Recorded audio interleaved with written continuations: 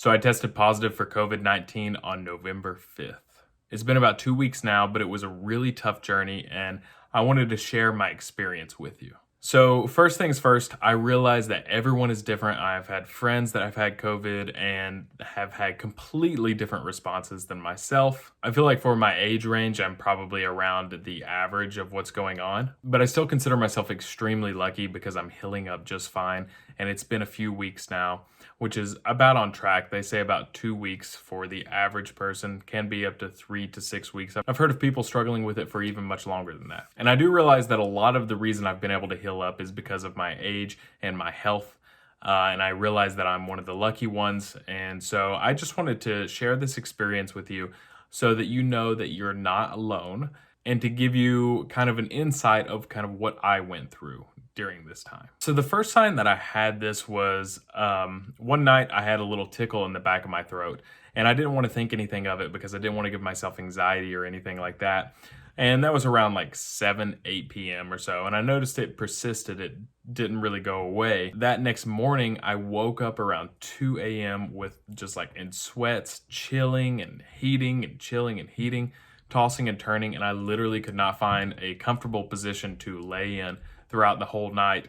And so I literally just could not sleep. I was so uncomfortable. I had a fever. Everything just all came on at once. I felt horrible. And I could not go to sleep until like 5 a.m. that morning, when I just kind of fell asleep out of exhaustion for like 45 minutes. When I woke up, I had no appetite. I didn't want to eat breakfast, but I knew the nutrients were going to be really beneficial for me. So I tried. I made some eggs. I was able to take like 2-3 bites. I didn't feel like drinking anything. I also noticed that I had no taste and no sense of smell. And for me, someone who loves food, that was a big deal, and that really sucked. I knew there was a good chance that I probably had COVID at that point, just judging based off the research that I had done. So I went to CVS to get tested through the drive-thru. Very simple. They give you the package with the nasal swab, and they kind of take you through everything, and then you just return it. And then they're supposed to get back with you within 2 to 4 days. I heard back, I think it was the 4th day after. But in that waiting process, I had a really good feeling that I had it. I just was not feeling good. I was exhausted. I mean, I would take 4 naps a day. I was probably sleeping around 16 hours a day. Didn't even feel like watching Netflix. That's how you know it was really bad. It felt like a lot of different colds that maybe you've experienced before, all mixed into like one. But eventually the sweats and the chills and the fever started to go away. That was the thing that came on suddenly but started to go away. But I noticed the exhaustion stayed. And then when I got my results back on that 4th day and seeing it say positive for the first time, it's like I knew it. I knew I probably had it, but actually experiencing that and seeing it written down really got me down a lot more than I thought it was going to. Because I think before then, I had almost tried to talk myself out of it, saying that maybe I just had a cold or had the flu or whatever. But seeing it actually written down saying positive it was like that was something you couldn't take back, you know? And there's been so much about it in our world and in our news, and you just hear about all of these different stories. And so when it comes into your house and it actually affects you personally, it hits at another level. As I got the news that I was positive, it started to affect me mentally. And there's actually a recent study, and obviously this is just one study, so I don't know how much that means, but it was that 1 in 5 people experience psychological disorders, and I definitely experienced that whenever I had it. And for me, I'm not really an anxious person. I do get anxious every now and then, but I feel like it's like the normal amount. But when I got this, I got so anxious and so depressed that I just broke into tears and just started crying like uncontrollably one night. And it sent me into this almost like existential dread kind of state, this sense of like hopelessness. And it was really scary because I literally couldn't control my crying. And I'm not even one to cry. For real life things, I don't really cry that much. Like, I'm able to reason through it and be logical through it. It's only in like sad, sappy movies that I actually cry for some reason. I don't really get that. Maybe it's like the soundtrack in the background. But yeah, but in real life things, I don't really cry that much. But like, this got me for some reason. Like it really hit home. And for me personally, this was the worst part. It might sound outlandish if you haven't been through it yourself yet, but if you have and you understand, it makes you feel like you're going through this alone. And in a sense, you are, because you have to be isolated from everybody. Even though you know the rest of the population is in some way or another going through it, you feel like this is just you. And so that isolation mixed with this sense of like, I'm not healthy, like I am sick, is really a scary thing. Luckily though, I was able to come out of it. It did take a few days. First day that I experienced it, when I saw that positive test result, that was by far the worst. After that, it started to dwindle down every day until I got back to some sort of normalcy. And I wanted to share with you some of the things that really helped pull me through that experience. So the first thing I did was I reached out to some of my friends. Now, some of them have had this sort of experience before, whether it be with COVID or with depression or really bad anxiety, and some of them had not. The ones that had not, they didn't really know how to respond or what to say or anything, but it was still helpful to hear their voice and know that they cared.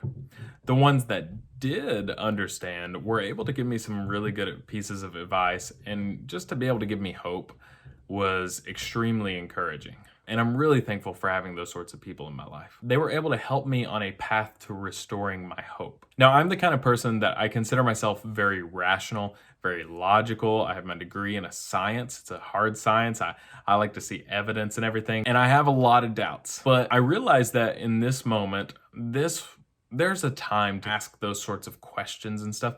But I think this time for me was more about leaning into my faith and putting my doubts aside, if for a moment, to just lean into the core of who I am and the essence of what I believe. And for me, that's that God is real, God is love, and that love has come into our world to give us a peace and a hope. And so leaning into that gave me enough hope to get out of that circumstance. And when I remembered that core essence of my faith, two things happened. One, it made me feel better. It made me feel slightly better, and that was really good because it started to bring me up out of it. And two, my doubts actually started to creep back in, saying, well, what if this isn't actually real? Or, well, what if this isn't like how you believe it is? And normally I'm okay with questioning and doubts. It's times like these is one of the big reasons that we have faith. And so that's why I wanted to really lean into trusting that God loves me and God is for me. And not just for me, but for you and for everyone that's going through this right now. Another thing that was able to help was my habit that I had created of walking. So I do a lot of walking just for physical health in general. The road outside of my house is about 3/4 of a mile long, and it's a hill. So I usually walk up and back. And that usually takes about 30 minutes or so. And I had created that habit long before this had ever happened. First few days, I wasn't able to walk at all. Like I literally was so exhausted. I just wanted to stay in and sleep the whole time. But eventually I got my strength back and my energy back to where I could walk half of it. And also I was out of breath the whole time. It was really hard for me to get a full breath. There's no way I could have spoke like I'm speaking right now. I could not have gotten the breath to do that. I went from only being able to walk half of that and having to turn back to now I'm able to walk the full length and back twice. That's been really encouraging to see the progression in how my breathing has gotten better and how my endurance has gotten longer. And another thing that really helped me out was listening to upbeat music that could be like modern hip hop music, or I even took it back to, I know it's crazy, but I took it back to disco. Shout out to Casey and the Sunshine Band.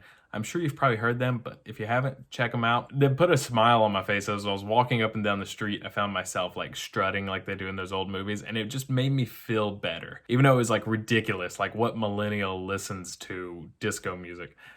That ridiculousness made me feel better. So another thing that I did was I made sure to get back into my workout routine as quickly as I could. Now, it sucked, and I'm still not fully back into the routine. So my workouts went from lasting an hour to around 15 or 20 minutes because that's literally all I could handle. But that's okay. So I've been building it back up and back up. And now my workouts are more like 40 or 45 minutes. While it was frustrating, it was really a great feeling to be back into the swing of things. So here are a few of the small things that really helped me. I wouldn't always recommend this, but honestly, I went back to that old Harry Potter idea. Remember whenever they ran into Dementors and they would have chocolate and that would make them feel better? I utilized that here. So every time I started to feel bad, I would have some chocolate, I would have some ice cream, and if only for a moment, it made me feel a little bit better. I found that showers actually gave me this room to almost meditate. I know there's this joke that everyone in life always comes up with their best ideas when they're in the shower. I think for me, it was able to help me focus my mind on the present moment and just not have so much anxiety about the situation that I was in. Another thing was that I had been in the habit of doing counseling just in general, and counseling was extremely helpful for me, and I know it has been for a lot of other people. So if you don't see a counselor, I would totally recommend that everybody see a counselor. A lot of people have this misconception that you have to be in a certain state of mind, like really depressed or really anxious to always see a counselor. That's not really the case. I look at it more of like a fitness for your mind. It's more of a preventive kind of thing than a repair kind of thing. The foundation that I had built from seeing my counselor previous to this really helped with seeing the counselor during this. Another thing that I found for me was watching funny things. My go-to was actually Conan Without Borders, which is weird because I'm not really a Conan O'Brien kind of guy. I think he's funny, but I'm not really into him. But watching his show Conan Without Borders on Netflix, it was a lot of fun. For some reason, it just took me out of this spot and placed me in another part of the world in another time. With his hilarious comedic dialogue, it was it always placed me in a much better mood. And then finally, just having the support of other people around you. One of the best things that my counselor told me was, how do you get through these sorts of times of life? Not alone. And so while we go through these hard times in life, it's extremely important that we don't go through it alone. Now, you might have to quarantine if you get COVID, but that doesn't mean that you have to be alone. You can always call and FaceTime and talk to your friends. You can always have this community of people around you because they will help carry you through when you're not able to carry yourself. So this was just a brief bit about my story. Everyone's story is completely different. I hope that you found my experience helpful and perhaps encouraging. And like I said, because I am on the road to full recovery, it's been a few weeks now, I'm almost fully recovered. I put myself in the lucky category. I understand that a lot of people are not in that category too. So my thoughts and prayers go out to them. I know it can be very lonely and it can be very difficult. And if nothing else, if COVID hasn't affected you personally, like physically, aside from like work and stuff, but like actually getting it, I hope this video was valuable in helping you understand what people that get it go through a little bit better. And perhaps you can watch this again if you ever do get it, or if you have a friend or a family member that's going through it and they kind of feel this same way. And if you're going through it, I just want to give you a word of encouragement. There is always a light at the end of the tunnel. Rain will come in life, and that's okay. That's part of life. But allow it to show the foundation that you're built on. Allow it to show the diamond, the rock that you're built on. Allow it to water and grow you into a new version of yourself. And most importantly, know that you are not alone and that you are so loved. Thank you so much for watching this video. I hope that you found it encouraging, inspiring, and helpful. I wish you all the best, and I'll see you in the next video.